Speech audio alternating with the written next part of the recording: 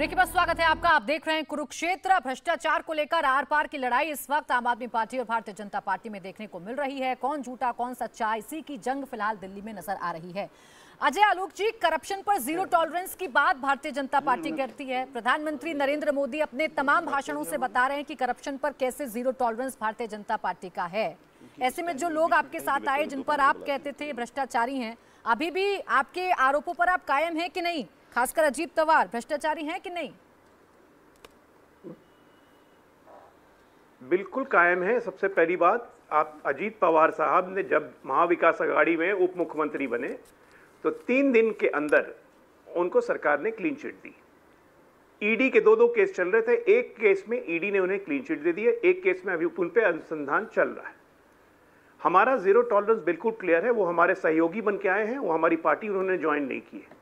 लेकिन कल को अगर कोई भी हमारा सहयोगी हो, अगर उस पर भ्रष्टाचार के आरोप सिद्ध होते हैं तो याद रखिए वो सरकार में 1 मिनट भी नहीं रहेगा और हमारा उससे कोई मतलब नहीं रहेगा।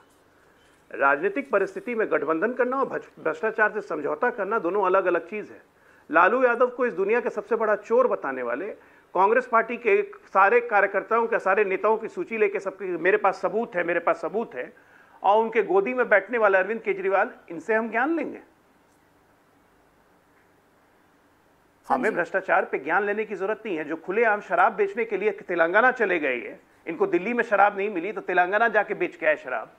क्यों गए ये तेलंगाना? जरा पूछिए जरा इनसे। आज जितने लोग पकड़े गए हैं शराब घोटाले में, ऊपर से नीचे तक आम आदमी पार्टी के ही लोग क्यों हैं? ये दिल्ली सरकार में 467 कहते हैं कि नियुक्तियां जो दिल्ली डायलॉग के लिए की थी या किसी प्रक्रिया के तहत हुई थी ये नियुक्तियां। अब इस पे जब जांच चलेगी और सरकार का जो पैसा आपने करोड़ों रुपया बहाया है अपने पार्टी के कार्यकर्ताओं पे, पार्टी को खड़ा करने के लिए, वो वापसी का अगर आदेश दे दिया तो आम आदमी पार्टी, पहले भी वापसी का आदेश मिला है ना आपको। अगर आप गलत नहीं होते तो पैसा वापस करने का आदेश कहां से मिलता? आप लगातार कर रहे हैं। मैंने बोला ना, इनोवेशन इन करप्शन, ये आम आदमी पार्टी ने सिखाया है कि किस गति से और किस एक्सेलरेशन से करप्शन करना है, भ्रष्टाचार करना है।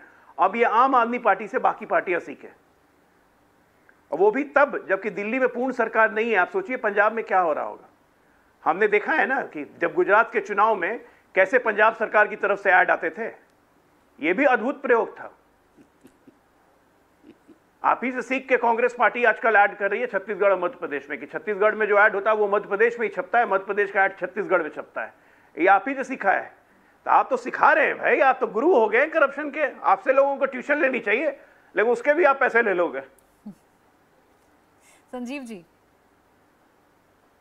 देखिए, मेरा बड़ा अच्छा कहा इन्होंने। हमने भी देखा कि यूपी का ऐड तेलंगाना में क्यों चल रहा है और केरला में क्यों चल रहा है, मध्य प्रदेश का ऐड पूरे देश में क्यों चल रहा है, हरियाणा का ऐड दिल्ली में क्यों चल रहा है, महाराष्ट्र में क्यों चल रहा है। फिर तो इस मामले में आप हमसे कई कदम आगे हैं, अगर यही एक क्राइटेरिया है तो। एक बात। दूसरी बात, मुझे ये लगता है कि आज आम आदमी पार्टी से एक क्राइटेरिया नहीं, इतनी सारी क्राइटेरिया बता दी मैंने, पहले उसका जवाब दीजिए ना। दिल्ली में आज हम दिल्ली में बैठे हुए हैं, पूरी साजिश कर ली इन्होंने। पहले बदनाम करने की साजिश की, फिर यहाँ पर इन्होंने पोलराइज करने की कोशिश की, फिर वो तमाम अधिकारी को डराने की कोशिश की, फिर जनता को भरमाने की कोशिश की। लेकिन तमाम साजिशों के बावजूद लगातार दिल्ली की जनता ने 2 बार 90% से ज़्यादा सीट दिया। एमसीडी के 15 साल के इनके भ्रष्टाचार से परेशान होकर के फिर यहाँ की जनता ने आम आदमी पार्टी, तीसरी बार गलती नहीं होती है, 2 ही बार गलती होती है। क्लीन गवर्नेंस से, आम आदमी पार्टी के क्लीन गवर्नेंस से लोग, यहाँ की जनता खुश है। और भ्रष्टाचार एमसीडी में क्या था यहाँ की जनता ने देखा, तो फर्क सामने है। तो अब इनकी ये साजिश है कि हम काम, इनके बराबर काम तो नहीं कर सकते, हम इनके जैसा लोगों की भलाई तो नहीं कर सकते, तो किसी तरह से सारी एजेंसी लगा के बदनाम करने की साजिश करो। लेकिन कहते हैं ना कि सच परेशान हो सकता है, पराजित नहीं हो सकता। ईमानदारी को आप बदनाम करने की साजिश कर सकते हो, लेकिन लोगों को कैसे बताओगे? आप कहोगे शिक्षा में कोई काम नहीं हुआ, यहाँ के सारे पेरेंट्स खड़े हो जाएंगे हमारा बच्चा अच्छा हुआ। आज ही अरविंद केजरीवाल जी की यहाँ के बच्चों से जो मेडिकल इंजीनियरिंग किया उनसे बातचीत, तो उन्होंने कहा कि अगर ये दिल्ली के सरकारी स्कूल अच्छे नहीं होते, इंजीनियर नहीं बन पाता, मेडिकल हम डॉक्टर नहीं बन पाते, तो उसको कहां तुम छुपा दोगे? आज जिन बच्चों का इलाज, जिन लोगों का इलाज मोहल्ला क्लिनिक में हो रहा है, उनको कैसे बर्मा दोगे? जिनको फरिश्ते योजना के तहत हजारों लोगों का इलाज प्राइवेट में मुफ्त हो पाया, तुम उसको कैसे गुमराह कर लोगे? तो दिल्ली की जनता को गुमराह नहीं कर सकते, देश में बदनाम करने की कोशिश करते हैं। लेकिन दिल्ली चूंकि राजधानी है, पूरे पूरे देश के लोग दिल्ली में रहते हैं, तो अब हर प्रदेश में लोग चाहते हैं कि इसी तरह का गवर्नेंस हमें मिले। अब देखिए ना, अरविंद केजरीवाल जी ने कहा हम गारंटी कार्ड दे रहे हैं। हाँ बिल्कुल देंगे, एक बात का जवाब देंगे। जो भ्रष्टाचार इतनी चर्चा हो रही है, प्रधानमंत्री भी लगातार भ्रष्टाचार पर वार कर रहे हैं, आम आदमी पार्टी का ऑफिशियल स्टैंड क्या है भ्रष्टाचार पर?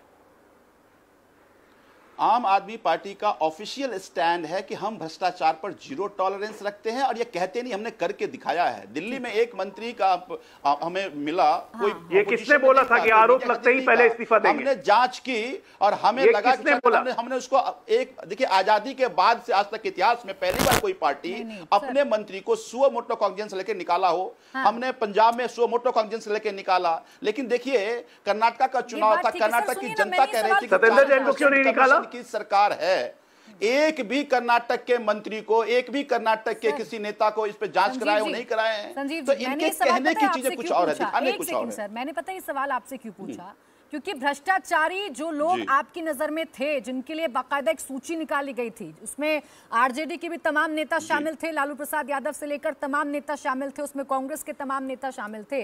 आज वो कैसे, मतलब ये कॉम्प्रोमाइज फिर आपका कैसे हो गया जब इतना जीरो टॉलरेंस है भ्रष्टाचार पर? या तो तब आपके आरोप गलत थे, या तो आज आप गलत हैं, आज आप कॉम्प्रोमाइज कर रहे हैं।